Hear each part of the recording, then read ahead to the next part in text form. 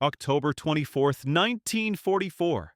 The largest naval battle in history rages off the Philippines. Suddenly, alarms blare across the decks of USS Princeton, a light carrier built for speed and firepower. A single Japanese bomb pierces her steel, transforming her from proud escort to burning inferno. Within minutes, 108 men have vanished, and an entire ship's fate hangs by a thread. While the struggle for the Pacific teeters in the balance, this isn't the story of a triumphant return. This is the story of USS Princeton CVL-23, the World War II carrier that never came home. How could the most ambitious fleet in history lose one of its own so fast? And what did it cost the men who fought to save her? Across the Philippine Sea, warships stretched from horizon to horizon. Battleships, cruisers, destroyers, and a powerful new breed, the aircraft carrier. October 1944 brought the Battle of Leyte Gulf, a clash so vast that nearly 300 ships and hundreds of planes fought for control of. The Pacific's most critical seal lanes. At stake was more than territory. The U.S. aimed to cut off Japan from its oil supplies, strangle its empire, and open the door for MacArthur's return to the Philippines. Japanese admirals threw everything they had into the fight, hoping to halt the Allied advance in one desperate gamble. In this chaos, air power wasn't just an advantage, it was survival.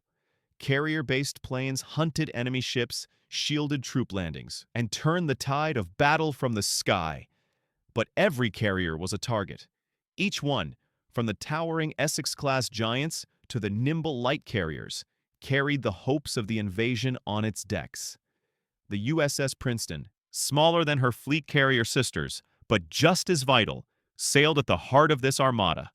Her mission to provide fighter cover and strike support as American forces stormed ashore. In the largest naval battle ever fought, the fate of ships like Princeton would shape the future of the Pacific and the outcome of the entire war. USS Princeton joined the fleet as a light carrier on February 25, 1943. Smaller than the Essex-class giants, but built for speed and surprise. Her hull started life as a Cleveland-class cruiser, but the Navy's urgent need for more flight decks transformed her into an agile strike ship. Princeton carried a punch. 45 aircraft, mostly Grumman Hellcat fighters and Avenger torpedo bombers, packed into a frame barely two-thirds the size of her bigger sisters. Pilots called her the carrier that punched above her weight. That reputation grew with every campaign. At Guadalajara and Eniwetok, Princeton's planes hammered Japanese airfields and shipping, clearing the way for amphibious assaults. Over troop, her air group hunted enemy bombers and scored critical hits on supply convoys. During the Marianas Campaign, Princeton's fighters tangled with Japanese Zeros above Saipan and Guam, adding to the tally of enemy. Planes splashed. In the Battle of the Philippine Sea, what Navy airmen dubbed the Great Marianas Turkey Shoot, her pilots claimed 30 confirmed kills in a single week. Each victory added to a sense of pride among crew and aviators. For the men aboard, Princeton was more than a ship. She was proof that skill and teamwork could make even a small carrier matter on the world's biggest stage. At 9:38 a.m., routine flight operations gave way to disaster. A single Japanese D-4Y, known as Judy dive bomber, flying low beneath the clouds, broke through the American screen. It released one 250-kilogram bomb, about 550 pounds, aimed squarely at Princeton's flight deck just aft of the midship elevator. The bomb punched through the wooden planking and thin steel below, carving a straight path into the hangar deck. There, it struck a fully fueled TBM Avenger loaded for its next mission. The explosion ignited aviation gasoline and set off a chain reaction among armed aircraft packed in the confined hangar. Fire and smoke burst upward through the elevator shaft. Crewmen on the flight deck were thrown from their feet below. Men in the galley and ready rooms found themselves engulfed in choking fumes. Water mains shattered instantly, leaving hoses limp and useless as the flames raced along the fuel-soaked deck. Within minutes, black smoke towered above the ship, visible for miles across the fleet. No one saw the attacking bomber again. It vanished as quickly as it had appeared, leaving chaos in its wake. The Princeton, so recently alive with the rhythm of launches and recoverers, was now fighting for survival with only seconds to spare. In a war defined by industrial might, one bomb had found the carrier's weakest point. For the crew, the line between routine and catastrophe had vanished in an instant. Flames raced unchecked through the heart of the Princeton. Gasoline from ruptured fuel lines sprayed across the hangar deck, feeding the fire as it twisted around armed torpedo bombers and stacks of ordnance. Within minutes, the carrier's power faded, propulsion and steering lost, leaving her dead in the water. Yet the crew fought back. Damage control teams, faces blackened by smoke, dragged hoses across blistering steel, desperate to contain the blaze.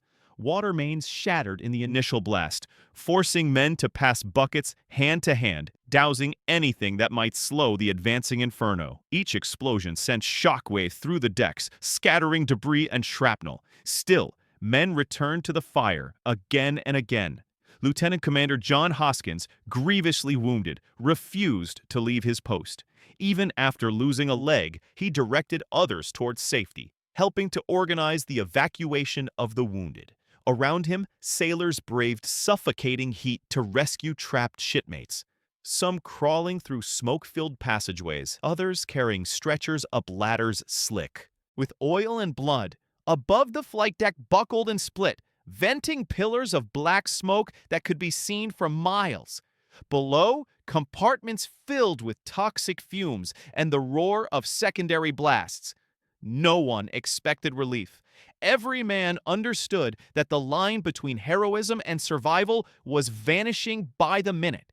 As the fire closed in, the Princeton's defenders held their ground, buying precious time for the living to escape. Even as the ship's fate slipped beyond their grasp, at 3:24 p.m., the inferno aboard Princeton reached its breaking point.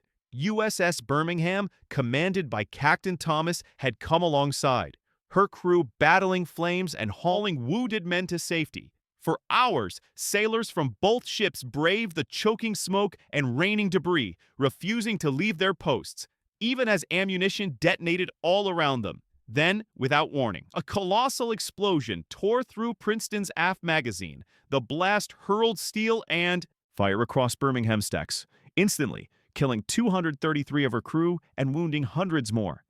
Survivors described bodies and wreckage scattered in an instant, the air thick with shrapnel and burning fragments. In that moment, hope turned to tragedy, not just for Princeton, but for the men who tried to save her.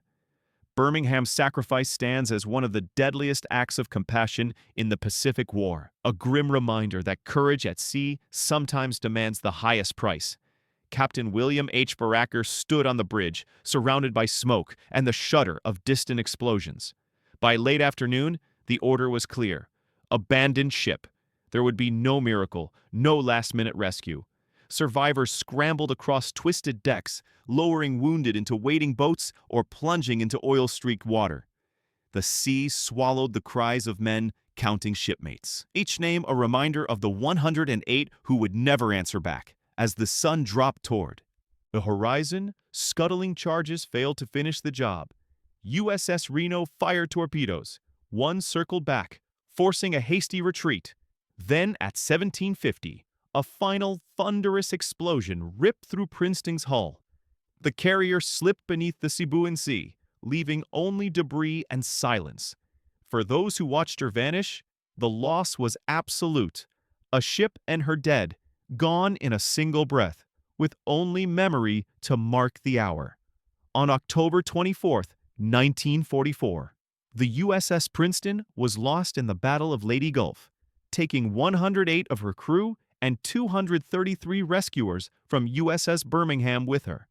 Official Navy records confirm a single 500-pound bomb triggered the fires and explosions that overwhelmed the ship. Survivor testimony and war diaries document the relentless efforts to save Princeton and the devastating cost to those who tried.